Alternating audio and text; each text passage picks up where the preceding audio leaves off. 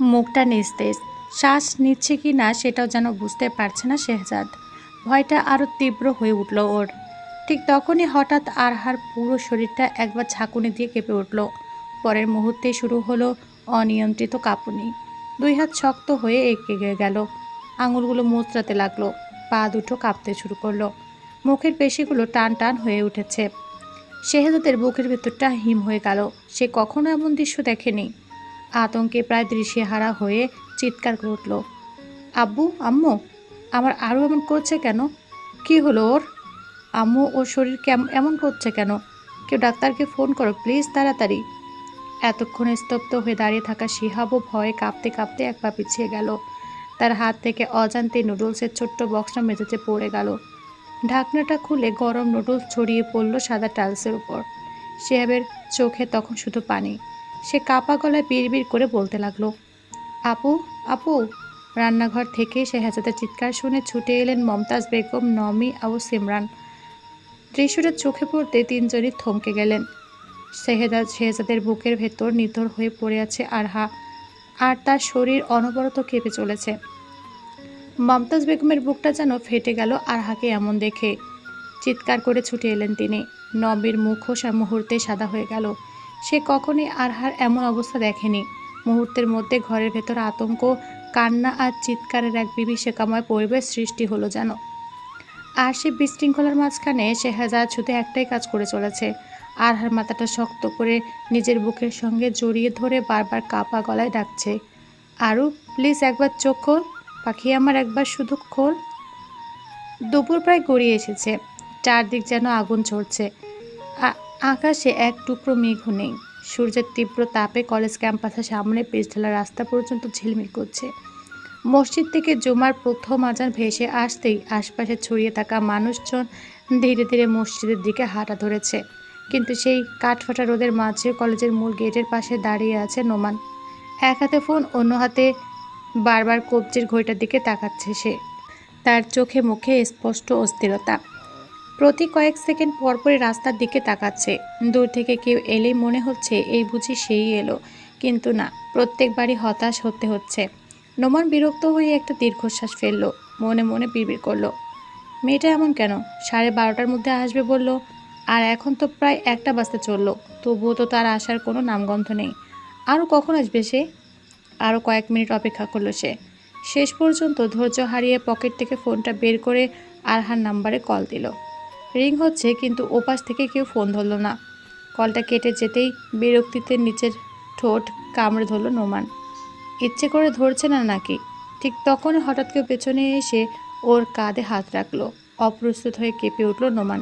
পেছনে না তাকিয়ে বিরক্ত স্বরে বলে উঠল, তুমি এমন কেন আরহা? জানো কখন থেকে রোদের মধ্যে দাঁড়িয়ে আছে তোমার জন্য? নোমানের কথা শেষ হতেই পেছন থেকে ভেসে এলো পরিচিত হাসি শব্দ। রিল্যাক্স বন্ধু, রিল্যাক্স। আমি তোর জানপ্রাণ ময়নাটিয়ে কেউ না, আমি আহাদ। কথাটা শুনে ভ্যাবাচেকা খেয়ে ঘুরে দাঁড়ালো নোমান। সামনে দাঁড়িয়ে আহাদ দাঁত বের করে হাসছে। এই মুহূর্তে ওকে এখানে আশা করেনি নোমান, তাই অবাক হয়ে বলল, তুই এখানে? হ্যাঁ, আমি। কিন্তু আমাকে দেখে এত হতাশ হয়ে গেলি কেন? মনে হয় অন্য কাউকে আশা করেছিলি। নোমান বিব্রত হয়ে কাশল। না মানে, তুই এখানে কি করছিস? আহাদ দুহাত কোমরে রেখে বলল, আমার কথা বাদ দে। তার আগে তুই বল, আজ তো শুক্রবার, কলেজ বন্ধ, তারপরে তুই কলেজে গেটে দাঁড়িয়ে এসিস কেন? একটা দরকারে এসেছি, কিন্তু আমি এখানে আছি তুই জানলি কিভাবে? আহাদ হেসে বলল, তোর বাসায় গিয়েছিলাম, ভাবছিলাম একসঙ্গে জুমার নামাজ পড়তে যাব। শুনলাম কাছারিপাড়া মসজিদে আজ নাকি বিরিয়ানি দেবে, আর তুই তো জানিস বিরিয়ানি আমার কত পছন্দ, তাই ভাবলাম তোকে নিয়ে একসঙ্গে যাই। কথাটা শেষ করে সে হেসে ফেলল। নোমানও হেসে মাথা নাড়ল। ছুচো কোথাকার, মানুষ মসজিদে যায় আল্লাহ সন্তুষ্টির জন্য, আর তুই যাচ্ছিস বিরিয়ানির লোভে? হাত বিন্দুমাত্র লজ্জা না পেয়ে বলল, আরে বাল, এভাবে বলছিস কেন? নামাজ তো পড়বই, সঙ্গে যদি আল্লাহর রহমতে 1 প্লেট বিরিয়ানি উজোটে যায়, ক্ষতি কি? তুই পারিসও ভাই, কীভাবে যে এই খোঁজগুলো পাস কে জানে। আহাদ আর বিরিয়ানি প্রসঙ্গ না বাড়িয়ে চারপাশে একবার তাকালো, তারপর দুষ্ট হাসে হেসে বলল, আচ্ছা, আমার কথা বাদ দে, তুই এখানে কি করছিস? একটু আগে তো আরহার নামও শুনলাম, ওকে ডেকেছিস নাকি? নোমান মাথা নাড়ল। কেন? সামনে তো পরীক্ষা, ওর কিছু নোটস দরকার ছিল, পরে আমি ম্যানেজ করেছি। এখন ওগুলো নেওয়ার জন্য আসতে বলেছিলাম। আহাত ঠোঁট বাঁকিয়ে বলল, ও নোট।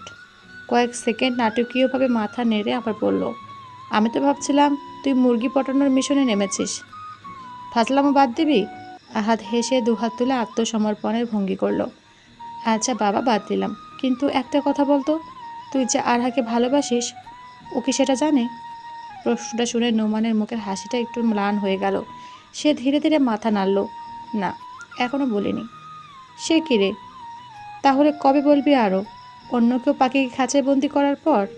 নোমানের ঠোঁটের কোণে হালকা একটা হাসি ফুটে উঠল। ধীরে ধীরে প্যান্টের পকেটে হাত ঢুকিয়ে খুব যত্ন করে একটা লাল গোলাপ বের করলো সে। ফুলটার দিকে কয়েক সেকেন্ড তাকিয়ে থেকে মৃদু হেসে বলল, আজই বলবো ভেবেছিলাম। আহাত অবাক হয়ে গোলাপটার দিকে তাকিয়ে রইল। ওহো, পুরো প্রস্তুতি নিয়ে এসেছিস দেখছি। নোমান হালকা হেসে বলল, হ্যাঁ, অনেকদিন ধরে ভাবছিলাম, আজ আর দেরি করতে চাই না। একটু থেমে রাস্তার দিকে তাকালো সে। তার চোখে আবার সে অপেক্ষার ছাপ ফিরে এলো। কিন্তু দেখ, এখনো ওর কোনো খবর নেই। অথচ ওই আমাকে বলেছিল 12:30টার মতো চলে আসবে। এখন তো প্রায় 1টা বাজে। কথাটা শেষ করে নোমান আবারও অস্থির চোখে রাস্তার দিকে তাকালো। হয়তো পরের মুহূর্তে সেই কাঙ্ক্ষিত মুখটা দেখা দেবে এই আশাতেই। কিন্তু আরও প্রায় 5 মিনিট কেটে গেল, তবু আরহা এলো না। শেষ পর্যন্ত আর ধৈর্য ধরে রাখতে পারল না সে। একটা দীর্ঘশ্বাস ফেলে আবার ফোনটা বের করলো। আরহার নাম্বারে আর কল না দিয়ে এবার মায়ার নাম্বার ডায়াল করলো। রিং হতে লাগলো, কিন্তু রিসিভ হলো না। প্রায় কয়েকবার দিল, রিসিভ হলো না। এটা লাস্টবার ভেবে কল করলো। ঠিক তখনই উপাস থেকে কলটা ধরলো মায়া। হ্যালো নোমান। নোমান দ্রুত উঠে বলে উঠল, কতক্ষণ থেকে কল করছি, ধরলি না কেন? আমি আসলে গোসলে গেছিলাম, একটু হাসপাতালে যেতে হবে তো। ও, এটা হেল্প কর না দোস্ত। কি সেটা বল। দেখ না একটু আরহা কোথায়। ওর ফোনে কল দিচ্ছে, ধরছে না। 12:30টার মধ্যে আসার কথা ছিল, এখন তো 1টা বাজতে চললো। উপাসে কয়েক সেকেন্ড নীরবতা, তারপর মায়ের কণ্ঠে বিস্ময় মিশে গেল। তুই কিছু জানিস না? নোমানের বুকটা ধক করে উঠল যেন এমন কথায়। কি জানবে ও? কোন জিনিসের কথা বলছে? নিজের মনে বিড়বিড় করতে করতে আবার বলল মায়া, আরও তো হাসপাতালে, আর ওর ওখানে যাওয়ার জন্য তো এত তাড়াহুড়ো করছি আমি। কথাটা শুনে যেন মাথার ওপর বাজ পড়ল নোমানের। আরও হাসপাতালে? ওর আরও, যাকে ও প্রায় 1 বছর ধরে ভালোবাসে, সেই আরও হাসপাতালে? আর ও কিনা জানেই না? শরীরটা যেন কেঁপে উঠল নোমানের। শরীরের ভারসাম্য সামলাতে না পেরে একবার পিছিয়ে গেল সে। কি কি বলে তুই? পাশে দাঁড়িয়ে থাকা আহাদত চমকে নোমানের দিকে তাকালো। ছেলেটাকে দেখে মনে হচ্ছে যেন বড় কোনো একটা শখ পেয়েছে। সে দুহাতে বন্ধুর বাম হাত চেপে ধরল। নোমানের মুখের রং মুহূর্তে উধাও হয়ে গেছে। ওপাশ থেকে মায়া উদ্বিগ্ন গলায় বলল, হ্যাঁ, আজ সকালে হঠাৎ অসুস্থ হয়ে পড়েছে, এখন হাসপাতালে ভর্তি আছে। নোমান আর কথা বলতে পারল না। কিছুক্ষণ নিশ্চুপ হয়ে দাঁড়িয়ে রইল। মনে হচ্ছিল চারপাশে সব শব্দ যেন এক মুহূর্তে মিলিয়ে গেছে। হাত থেকে ফোনটা পড়ে যেতে নিলে হাতে নিয়ে কানে ধরতেই মায়ের শেষ কথাটা শুনল ও।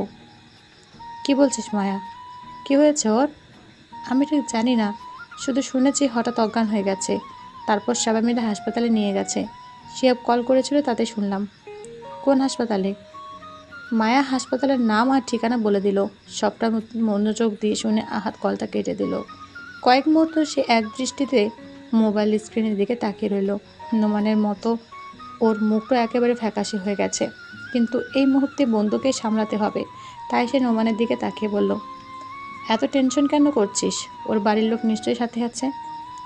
আহাদের কথায় কোনো উত্তর দিল না নোমান। হাতে ধরা লাল গোলাপটার দিকে একবার তাকিয়ে নিঃশব্দে মুঠো করে ধরল সে। আজ যে ফুলটা দিয়ে ভালোবাসার কথা বলবে ভেবেছিল, সেই ফুলটাই এখন যেন বুকের ভেতর কেমন কাটার মতো বিচ্ছে। আহাদ, হাসপাতালে যেতে হবে, চল।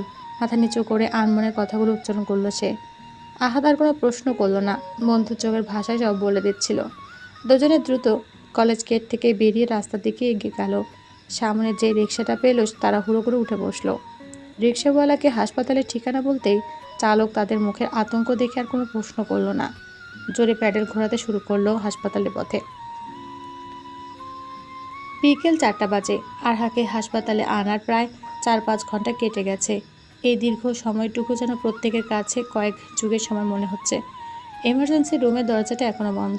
ভেতরে ডাক্তার আরহাকে নিবিড়ভাবে পর্যবেক্ষণ করছেন, কিন্তু এতক্ষণও বাইরে অপেক্ষমান পরিবারের কাউকে কোনো খবর জানানো হয়নি।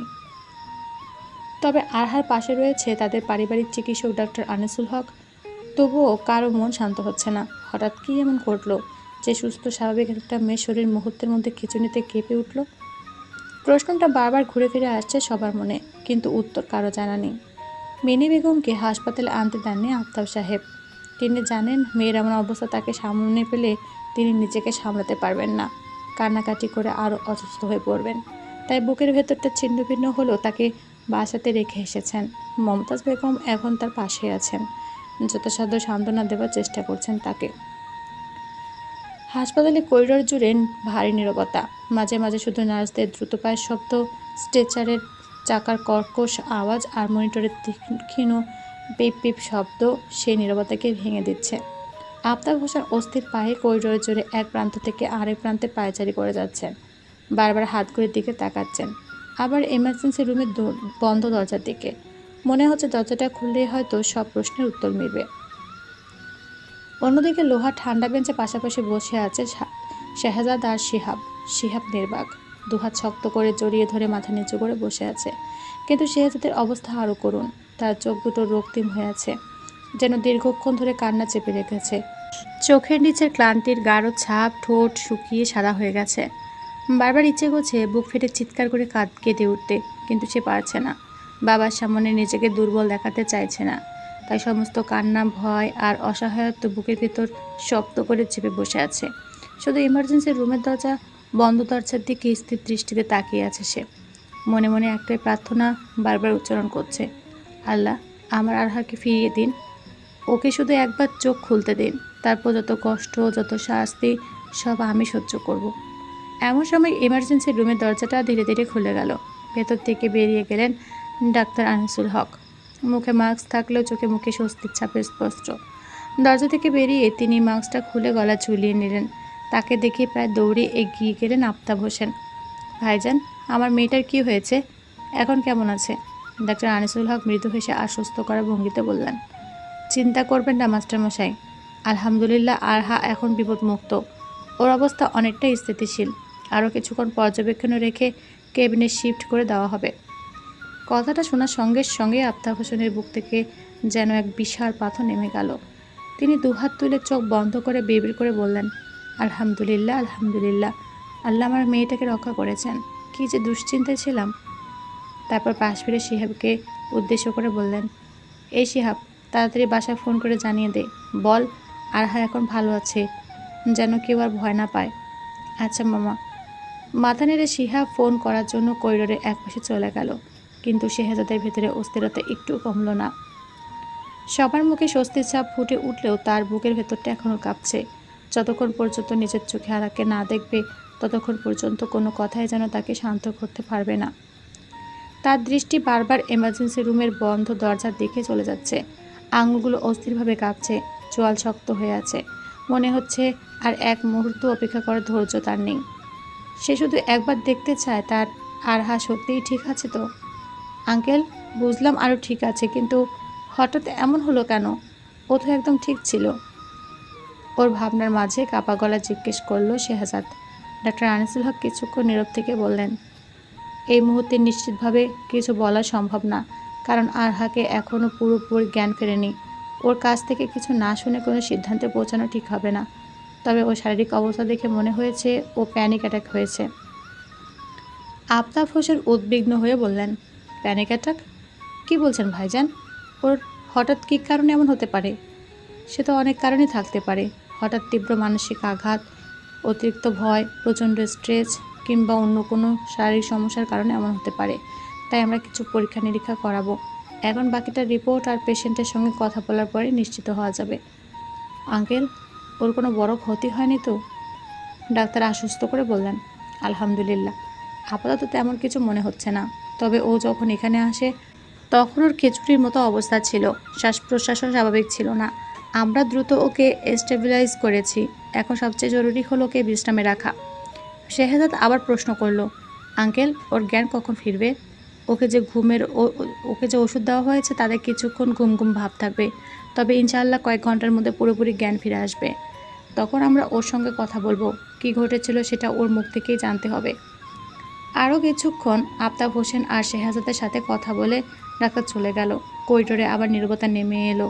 আফতাব হোসেন ফোন বের করে কার সাথে কথা বলতে লাগলেন, আর শেহজাদ মাথায় হাত দিয়ে ভাবছে। ওর মনে বর্তমানে একটা প্রশ্নই ঘুরপাক খেতে লাগলো, কি এমন ঘটেছিল যার কারণে আরহার এমন হয়েছিল। হাসপাতালের মূল ভবনে ঠিক সামনে ছোট টং দোকানটা পাশাপাশি বসে আছে নোমান আর আহাদ। হাতে ধোয়া ওটা 2 কাপ চা, কিন্তু কারো মনে চায়ের স্বাদ নেই। হাসপাতালে আসার পর থেকে ওরা ওখানেই আছে। বহুবার ইচ্ছে হয়েছে ভেতরে গিয়ে আরহার একটা খবর নেই, কিন্তু সাহস হয়নি। আফতাব হোসেন বাড়ির মেয়েদের সঙ্গে বাইরের ছেলেদের অতিরিক্ত মেলামেশা একদমই পছন্দ করেন না। এখন যদি হঠাৎ তাদের হাসপাতালে দেখে ফেলেন, তাহলে পরিস্থিতি আরও বিব্রতকর হয়ে যাবে। তাই দূর থেকে অপেক্ষা করছিল ওরা। কিছুক্ষণ আগে মায়া ফোন করে জানিয়েছে আরহা এখন অনেকটাই ভালো। খবর শোনার পর দুজনে যেন বুক থেকে নিঃশ্বাস নিতে পেরেছে। বিশেষ করে নোমান। খবর পাওয়ার সঙ্গে সঙ্গে সে সোজা পাশের মসজিদে চলে গিয়েছিল। 2 রাকাত নফল নামাজ আদায় করে সেজদায় মাথা রেখে প্রিয় মানুষটার জন্য মন ভরে দোয়া করেছে। কিন্তু নামাজ শেষে মনটা কিছুটা হালকা হলেও দুশ্চিন্তা পুরোপুরি কাটেনি। তাই বেরিয়েই দুজনে এসে বসেছে এই টং দোকানে। 2 কাপ চায়ের অর্ডার দিয়ে নোমানের দিকে তাকালো আহাদ। এই কয়েক ঘন্টায় যেন ঘূর্ণিঝড় বয়ে গেছে ছেলেটার উপর দিয়ে। চোখে মুখের অবস্থা নাজেহাল। দোকানদার চা দিতেই কাপটা হাতে নিয়ে নোমানের দিকে তাকিয়ে আহাদ বলল, দোস্ত, ওই সামনে একটা পানির কল আছে, গিয়ে চোখ মুখে একটু পানি দিয়ে আয়। তোর চেহারা দেখে মনে হচ্ছে কয়েক রাত ঘুমাসনি। নোমান চায়ের কাপে অন্যমনস্ক দৃষ্টিতে তাকিয়ে বলল, অযথা বেচার বন্ধ কর, আমার কিছু হয়নি। আহাদ ঠোঁট বাঁকিয়ে হেসে উঠল, হয়নি? আয়নায় নিজের চেহারা দেখেছিস? চোখ দুটো টকটকে লাল হয়ে গেছে, দেখে মনে হচ্ছে এখনই রক্ত গড়িয়ে পড়বে। আহাদের কথা শেষ হওয়ার আগে পেছন থেকে ভেসে এলো পরিচিত এক কণ্ঠ, কেন রে, ওর আবার কি হয়েছে? দুজনে একসঙ্গে ঘুরে তাকালো। দেখলো ওদের ঠিক পেছনে শিউলি আর মায়া দাঁড়িয়ে আছে। দুজনেরই কপাল কুঁচকে আছে, বিশেষ করে শিউলি, যে এক দৃষ্টিতে নোমানের মুখের দিকে তাকিয়ে আছে। ওর এমন ফ্যাকাশে চেহারা দেখে শিউলির বুকের ভিতরটা হঠাৎ করে কেমন যেন করে উঠল। এই ছেলেটাকে সে কতটা ভালোবাসে সেটা হয়তো ভাষায় প্রকাশ করা সম্ভব নয়। কবে প্রথম ভালো লেগেছিল, কোন মুহূর্তে ভালোবাসায় পরিণত হয়েছিল, সেসবের কোনো হিসাব তার কাছে নেই। শুধু জানে নোমানের হাসি দেখলেই তার ভালো লাগে, ছেলেটার কষ্ট দেখলে নিজেরও বুকের ভেতরটা মোচড় দিয়ে ওঠে। যদিও এসব শুধু একতরফা, নোমানকে বলেনি এখনও, আর না মায়া আরও জানে, কিন্তু সত্যিই ভালোবাসে নোমানকে। তাই এই মুহূর্তে ওর চোখ দুটো এত লাল দেখে ভয় পেল শিউলি। এগিয়ে এসে ও সামনে দাঁড়িয়ে জিজ্ঞেস করলো, তোকে এমন লাগছে কেন রে? ঠিক আছিস তুই নোমান? শরীর ঠিক আছে? শিউলির এমন আগ বাড়িয়ে এসে খোঁজ নেওয়ায় বিরক্ত হলো নোমান। এই মেয়েটা কেমন যেন যা তা গায়ে পড়া স্বভাব। নোমানের মুখটা মুহূর্তে বিরক্তিতে গম্ভীর হয়ে গেল। সে ধীরে ধীরে ঘাড় ঘুরিয়ে এমন একটা দৃষ্টি দিল আহাদের দিকে, যেন চোখ দিয়ে ছেলেটাকে গিলে ফেলবে। আহাদ কেমন অসহায় দৃষ্টিতে তাকালো নোমানের দিকে। ও কি জানতো হঠাৎ করেই ওরা দুজন এসে হাজির হবে? মনে মনে নিজেকে গাল দিল, তোর মুখে যা আসে তাই বলে ফেলি, একবার চারপাশে তাকালেও তো পারতাম। ভাবতে ভাবতে আহাদ মাথা চুলকে নির্বোধের মতো হাসলো। আর সামনে দাঁড়িয়ে থাকা মায়া আর শিউলি একবার নোমানের দিকে একবার আহাদের দিকে তাকিয়ে বোঝাতে চেষ্টা করতে লাগলো, আসলে এখানে কি হচ্ছে। কি রে, বললি না তো তোর কি হয়েছে? শিউলির কণ্ঠে স্পষ্ট উদ্বেগ। প্রশ্নটা শুনে নোমান এক মুহূর্তের জন্য থমকে গেল। তারপর খুব স্বাভাবিক থাকার চেষ্টা করে ঠোঁটের কোণে হালকা হাসি ফুটিয়ে বলল, তেমন কিছু না রে, তোরা তো জানিস মা চাকরি করে, আর শুক্রবার তবুও জেনারেল ছিল, তাই সকালে উনি অফিসে যাওয়ার পরে ঘরের একটু কাজ করেছিলাম। একটা জিনিস নামাতে গিয়ে অসাবধানতাবশত চোখে লেগে যায়, তারপর থেকে চোখ দিয়ে শুধু পানি পড়ছে আর লাল হয়ে গেছে। কথাগুলো এমন স্বাভাবিকভাবে বলল যেন সত্যি ঘটনাটা খুব সাধারণ। আহাদের সঙ্গে সঙ্গে কথাটা লুফে নিয়ে বলল, এই জন্য তোকে বলেছিলাম সামনে যে পানির কলটা আছে গিয়ে ভালো করে চোখ মুখ ধুয়ে আসতে, কিন্তু আমার কথা কি আর শুনবে? শিউলি যেন স্বস্তির নিঃশ্বাস ফেলল। উফ, আমি তো ভয়ই পেয়ে গিয়েছিলাম, ভাবলাম না জানি কি হয়েছে। একবার মনে হচ্ছিল যে তুই কেঁদেছিস। নোমান হালকা হেসে মাথা নাড়ল, আরে না, কাঁদবো কেন? আর এত সহজে আমার কিছু হবে না। তারপর টং দোকানদারের দিকে তাকিয়ে বলল, মামা আর 2 কাপ চা দেন তো। এই তোরা বস, দাঁড়িয়ে আছিস কেন? মায়া আর শিউলি পাশের খালি বেঞ্চটায় গিয়ে বসলো। কয়েক মুহূর্তের জন্য চারপাশে নীরবতা নেমে এলো, কিন্তু বেশিক্ষণ টিকলো না সেটা। নীরবতা ভাঙলো আহাদ। চায়ের কাপে চুমুক দিয়ে বলল, তোরা না সে কখন বলেছিলিস হাসপাতালে আসবি, তাহলে এত দেরি হলো কেন? মায়া কিছু বলার আগে শিউলি উত্তর দিল, আমার একটু পার্সোনাল কাজ ছিল, সেগুলো শেষ করতে সময় লেগে গেল। তারপর মাইকে নিয়ে একসঙ্গে চলে এলাম। কথাগুলো বলতে বলতে অজান্তে আর চোখে নোমানের দিকে তাকালো সে। ছেলেটা এখনও নিশ্চুপ বসে আছে, এক হাতে চায়ের কাপ, অন্য হাতে বেঞ্চের উপর রাখা। যতই নোমান বলল কিছু হয়নি, কিন্তু ওর মন বলছে কিছু একটা হয়েছে। ঠিক নেই নোমান, কিন্তু প্রশ্ন করবে কি করে? কে ও যে নোমান বলবে ওকে? এইসব ভেবে ভেবেই মনটা ভার হয়ে গেল শিউলির। আরুর অবস্থা কেমন রে? ওকে দেখেছিস তোরা? আহাদের কথায় মুচকি হাসলো মায়া, তারপর স্বস্তির নিঃশ্বাস ফেলে বলল, আলহামদুলিল্লাহ, আগে থেকে অনেক ভালো। ডাক্তার বলেছে এখন আর ভয়ের কিছু নেই, তবে এখনও ঘুমাচ্ছে। কিছু ওষুধ দেওয়া হয়েছে, তাই ঘুমটা একটু গভীর। তোমার মনোযোগ দিয়ে শুনলো কথাটা। মায়া আবার বলল, দেখেছি ওকে, কিছুক্ষণ আগে এমার্জেন্সি থেকে কেবিনে শিফট করেছে। শুনলাম আরও কয়েকটা টেস্ট নাকি করাবে। রিপোর্টগুলো ঠিক থাকলে হয়তো কালকেই বাসায় নিয়ে যেতে পারবে ওকে। কথাটা শুনে নোমানের বুক থেকে অজান্তে একটা দীর্ঘ নিঃশ্বাস বেরিয়ে এলো। এটা শোনার জন্য বোধহয় এতক্ষণ অপেক্ষায় ছিল সে, কিন্তু এখন এটা শুনে এতক্ষণ ধরে বুকের উপর চাপা পড়ে থাকা বিশাল একটা পাথর যেন একটু হলো সরে গেছে। সে খুব আস্তে করে মাথা নিচু করে ঠোঁট নাড়ল নিঃশব্দে, আলহামদুলিল্লাহ। ওদের চারজনের আমার কথাবার্তার মাঝে হঠাৎ টং দোকানের সামনে এসে থামলো একটি কালো রঙের প্রাইভেট কার। গাড়ি দরজা খুলে প্রথমে নেমে এলেন 30-32 বয়সের একজন সুদর্শ ভদ্রলোক। পরনে হালকা ধূসর রঙের শার্ট, কালো প্যান্ট, হাতে দামি ঘড়ি। তার পরপরই গাড়ি থেকে নামলো এক অপূর্ব সুন্দরী তরুণী।